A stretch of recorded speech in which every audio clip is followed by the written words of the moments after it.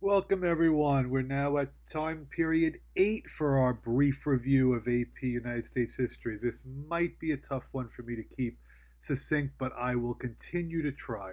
So, from 1945 to 1980, what is going on?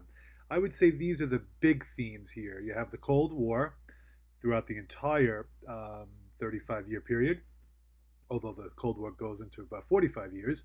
You have the struggle for civil rights, focusing on the civil rights movement for African Americans and the second wave of feminism for women. Remember that first wave of feminism is when they fought for the right to vote, culminating with the 19th Amendment. And then just the economic and demographic changes that are taking place in society. So I did my best here with the slides, but I may ramble a little bit, but you know I have a tendency to unfortunately do that. So let's go with the Cold War here. The Cold War is a confrontation, ideological struggle between the United States and the Soviet Union. The United States, with its democratic form of government and capitalist system of economics, and the Soviet Union was its authoritarian form of government and communist system economically. So this Cold War can be seen on many different fronts, and it also was fought on the battlefield, just never a direct declaration of war. We'll go through this quickly. Truman Doctrine is when we provided aid to Greece and Turkey to prevent them from turning communist. Since it was successful, we offered money to a wide range of European countries with the Marshall Plan. I believe it was about $12 billion. After World War II, Germany was punished and was divided up into four zones. Berlin was also divided up, and the Russians tried to blockade the western part of Berlin, and we brought in supplies with the greatest humanitarian effort ever. Containment was our foreign policy. It was to stop the spread of communism. This policy was developed from George Kennan, who was a member of the State Department, although later he did write how he believed containment should have been primarily an economic plan. It might have been a little bit advised to tell us that earlier. Korean War is going to be from 1950 until 1953. This is a United Nations police action. NATO will be the alliance for the countries that are on the side of the United States, and the Warsaw Pact will be the alliance for the Soviet Union. Those countries are often called satellite countries. And then when Eisenhower left office, his speech was the military, known as the military-industrial complex speech. He warned us in his farewell address to not go to war simply to build up the economy or to build up private industry. You can complete that on your own. JFK becomes the next president. He inherited a plan called the Bay of Pigs invasion. This was an attempt to overthrow Fidel Castro, the dictator of Cuba. It failed miserably when Kennedy failed to provide air cover. And 1 year later will be the Cuban Missile Crisis, probably the most tense time of the Cold War. The Vietnam War is a struggle that begins as a civil war in Vietnam between the North and South, and then engages us as we escalate the troops year by year. This is from 1964 to 1973. Remember, this 1968 is your turning point year. This is when the Tet Offensive took place. This is when LBJ announced that he was not going to run for re-election. This is when Martin Luther King was assassinated, and when Bobby Kennedy was assassinated. And that's all before the summer. In the summer was when the Democrats held their convention, and um, it was between Hubert Humphrey and Eugene McCarthy. However, Pegasus was outside expecting to be nominated, and that led to the riots as the cops removed the people from the park. Nixon is the beneficiary of this. He wins the election. His policy is called Vietnamization. He wants to gradually bring the troops home, but he secretly expands the war into Cambodia, and that leads to the Kent State Massacre when students were shot by the National Guard while they were protesting this invasion. Outside of Vietnam, Nixon's Cold War policy of détente was a relaxation of Cold War tensions. He does sign treaties with the Soviet Union to limit nuclear missiles. He is also the first president to visit communist China. And I have no idea why I put end to the Cold War there, because the Cold War is not over during this time period. So, for the sake of accuracy, I'm going to take this out and give you guys a chance to catch your breath. Look, you know I'm doing this very quickly. I'm trying, I'm helping here, but I think the big picture is more important right now than me going into too much detail. I hope you all understand the concept here with the Cold War. And again, this is the foreign side of the Cold War. So now, what about on the home front? I hope you've all recovered from our scary lesson with the post-it notes. But espionage is a big part of the Second Red Scare. We are very concerned that there are people here who are sympathetic to the Russian cause. So the second Red Scare is after World War II. Let's all remember that the first Red Scare is after World War I, not anywhere near as prominent on the home front. The Rosenbergs were a couple who were executed for handing secrets to the Russians about the atomic bomb. McCarthyism. Joseph McCarthy believed he was a senator from Wisconsin, and he believed that he had a list of 205 members of the government who were part of the Communist Party. He never came up with those names, and McCarthyism now really connotes unjustified fear of something. There were loyalty review boards as well that ran through the government. There was a group called HUAC, House Un-American Activities Committee, that was investigating people for being communists. Don't forget about the Hollywood blacklist. I probably should have put that as well on here. Members of Hollywood were blacklisted, never worked again for being members of the Communist Party or accused. And I put civil rights here because the concept of equality was intriguing to some of the civil rights leaders, including Martin Luther King. And you should kind of be able to make that connection, that they would be interested. Doesn't mean that they completely uh, became communists, but it's just something to be aware of. Sorry, I was checking some scores there. All right, and then in the 1950s, we have these bomb shelters were more in the 60s, I believe. I'm too young to know that. But these bomb shelters, duck and cover drills, I definitely told you how we hid under our desk in school. Back in the 50s again, Sputnik was the first Russian satellite into space. They beat us.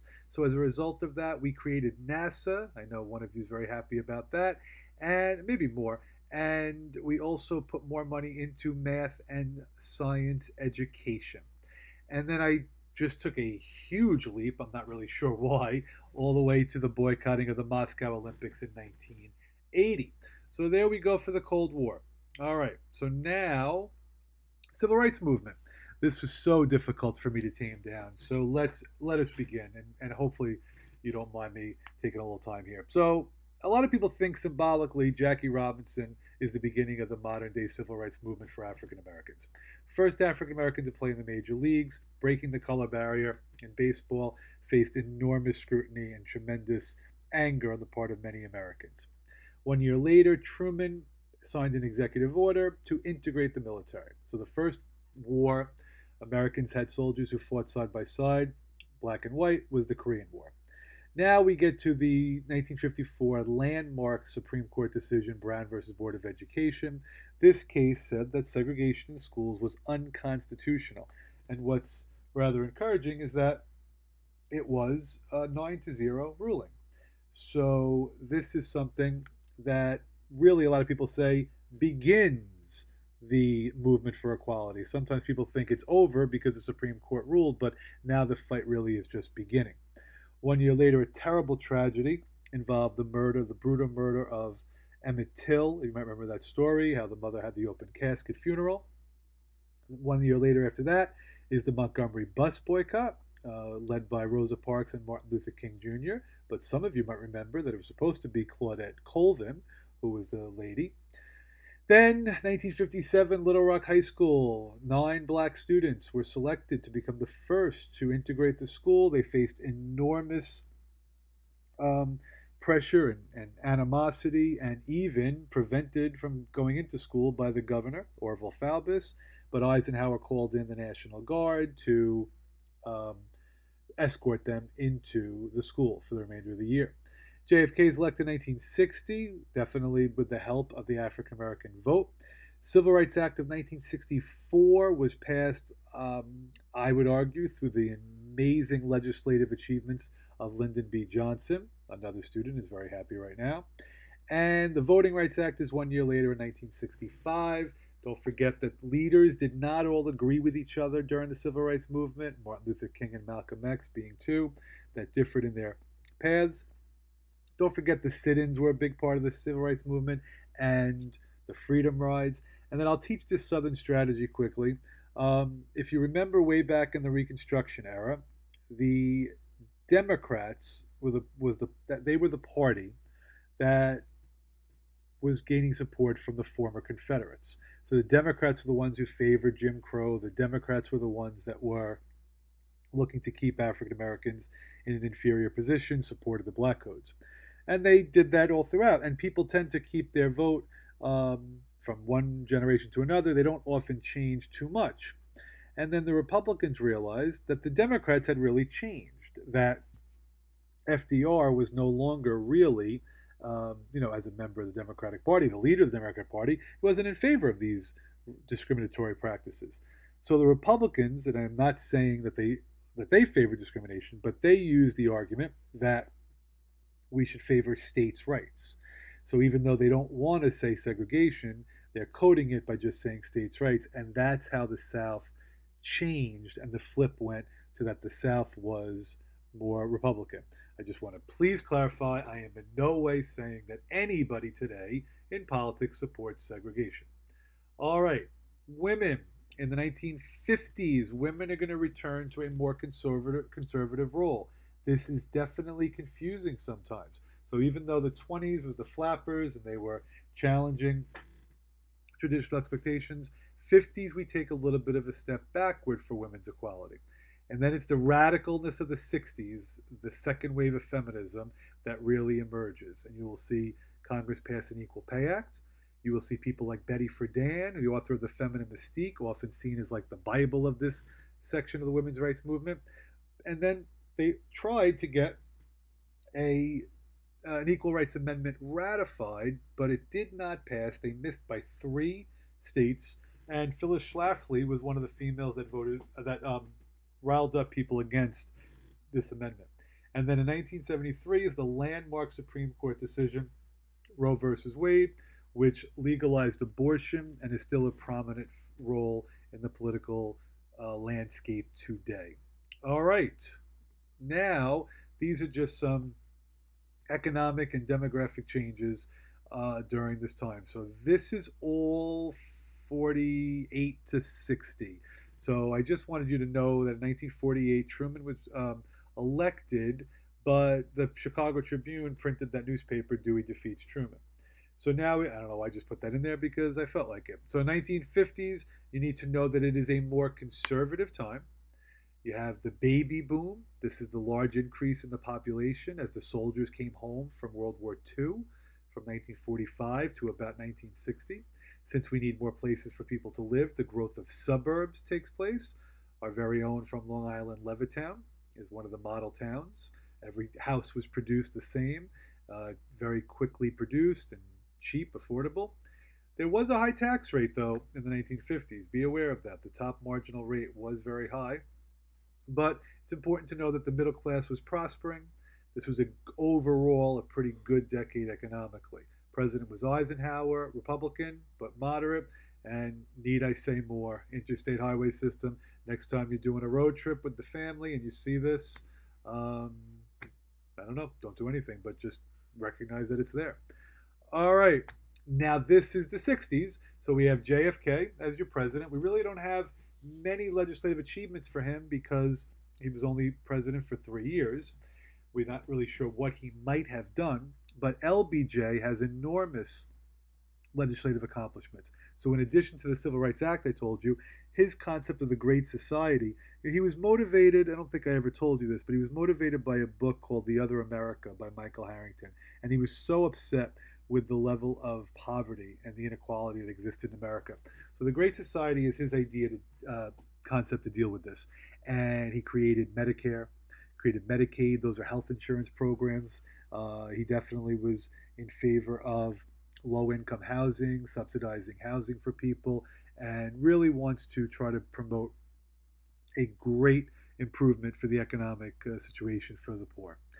Bobby Kennedy, who some would argue that may have been one of our greatest presidents if he had a chance, was running for president in 1968, won the California primary, and then was shot by Sirhan Sirhan.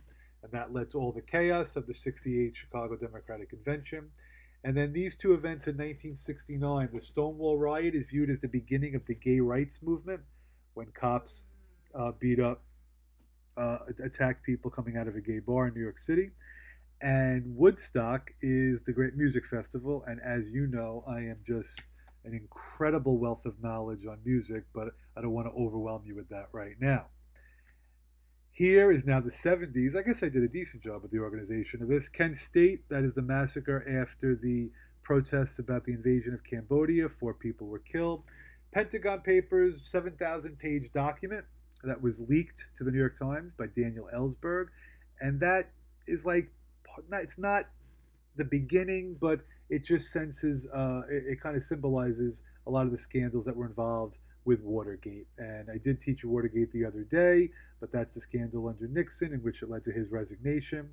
At the end of the Vietnam War, the War Powers Act is signed, limiting the president's power. The president has only 60 days to use troops without Congress's authority, and he must get that authority within that 60-day period. If not, he has to return the troops within another 30 days.